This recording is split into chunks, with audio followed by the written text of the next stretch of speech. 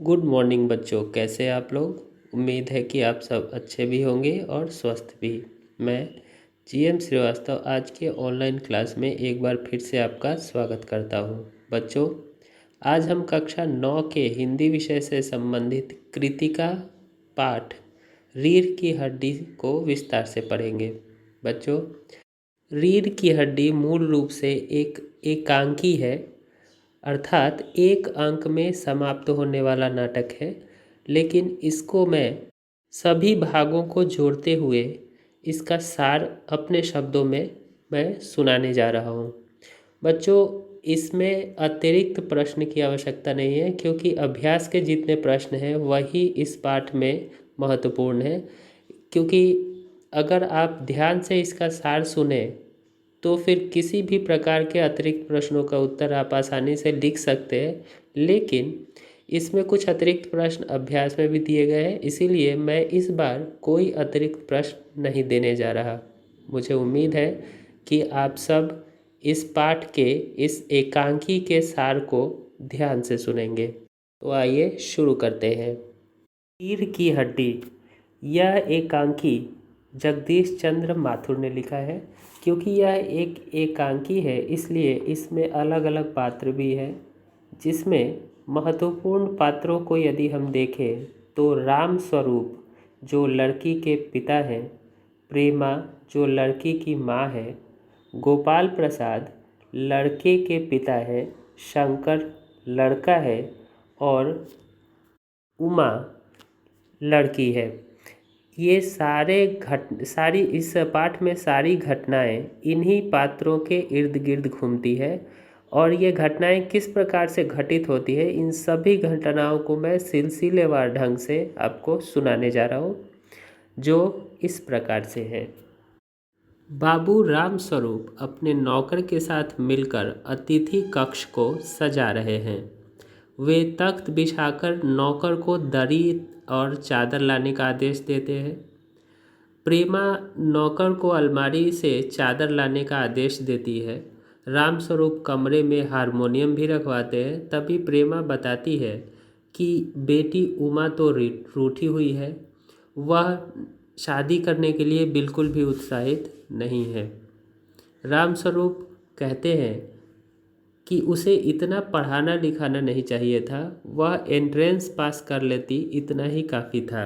बाबू राम स्वरूप पत्नी को डांटते हुए कहते हैं, तुम्हें समझाया था कि हमें उमा की पढ़ाई को छिपाना है।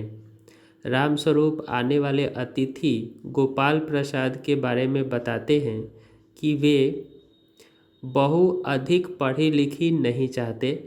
कैसे दकियानुसी ख्याल है, मतलब कैसे बेकार ख्याल है इनके।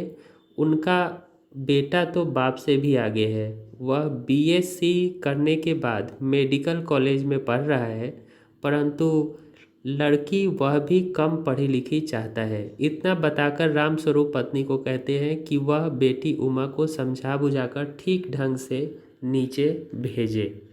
कुछ देर बाद नौकर बताता है कि बाहर कोई अतिथि आए हैं। वे जल्दी से हारमोनियम को ठीक जगह पर रखते हैं और नौकर को मक्खन लाने के लिए बाजार भेज देते हैं। गोपाल प्रसाद अपने बेटे शंकर के साथ प्रवेश करते हैं। रामस्वरूप नमस्कार करके उनका स्वागत करते हैं तथा उन्हें बिठाते हैं। गोपाल प्रसाद और रामस्वरूप में हंसी मजाक होने लगता है। इसी बीच गोपाल प्रसाद अपने ज़माने की बातें याद करते हुए कहते हैं कि वे उस जवान उम्र में स्कूल से आकर दर्जनों कचौड़ियाँ खा जाते थे, फिर भी खाने के लिए समय भूख ही लगी रहती थी। फिर वे पढ़ने लिखने का रोब दिखाते हुए कहते हैं कि वे एक बार पढ़ने बैठते तो 12 घंटे पढ़ते ही रहते थे। उनके ज़माने में मैट्रिक पास भी स्टूडेंट या विद्यार्थी आज के एमए से अच्छी अंग्रेजी लिखता है। रामस्वरूप गोपाल प्रसाद की बातों का समर्थन करते हैं और शंकर भी हाँ हाँ में उत्तर देता है, मतलब वो भी समर्थन करता है। अचानक गोपाल प्रसाद रामस्वरूप से कहते हैं कि अब सीधे बिजनेस की बात कर ली जाए।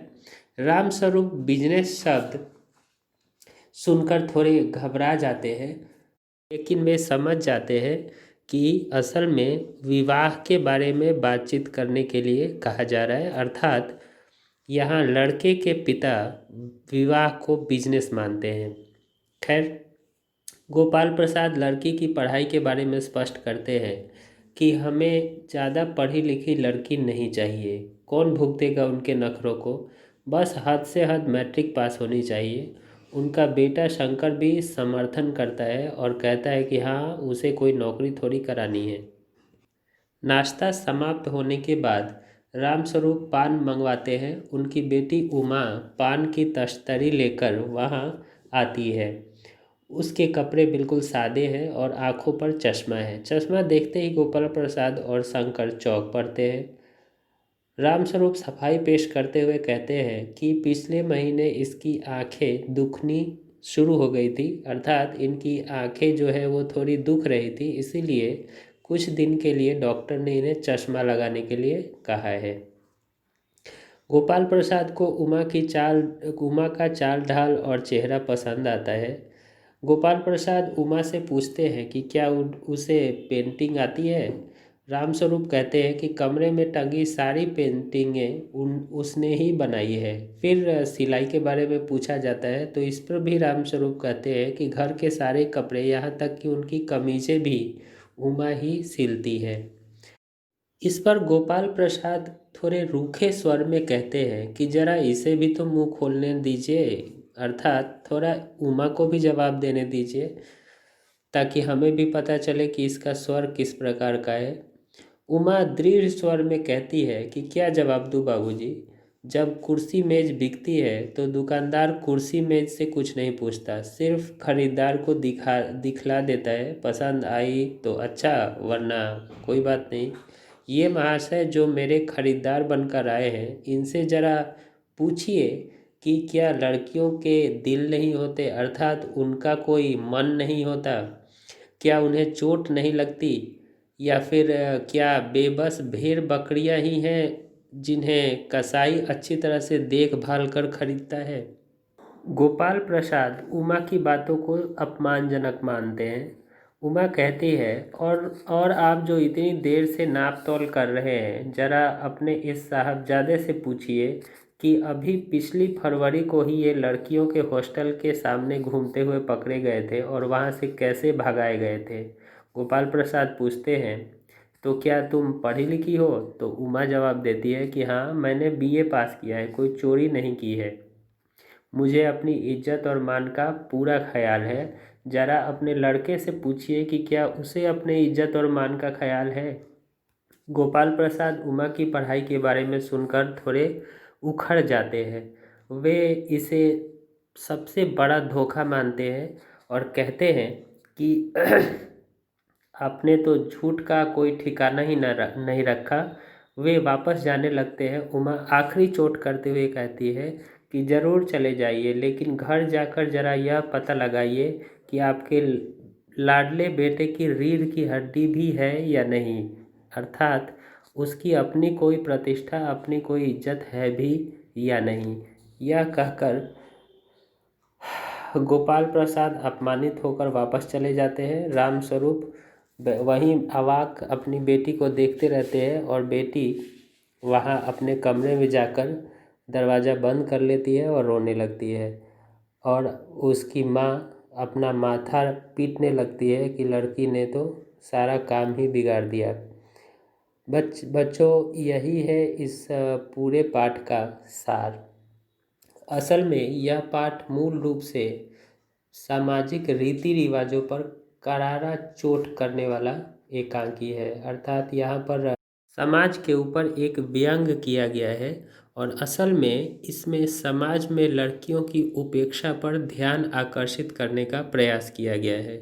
मूल रूप से यह कुरीतियों को समाज में फैलने से रोकने के लिए या लोगों को जागरूक करने के लिए यह एकांकी लिखी गई है।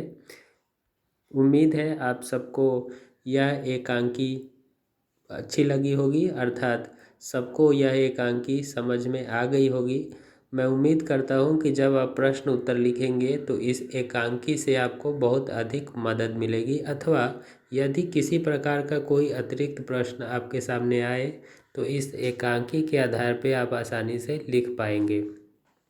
तो बच्चों, मिलते हैं अगली कक्षा में। धन्यवाद।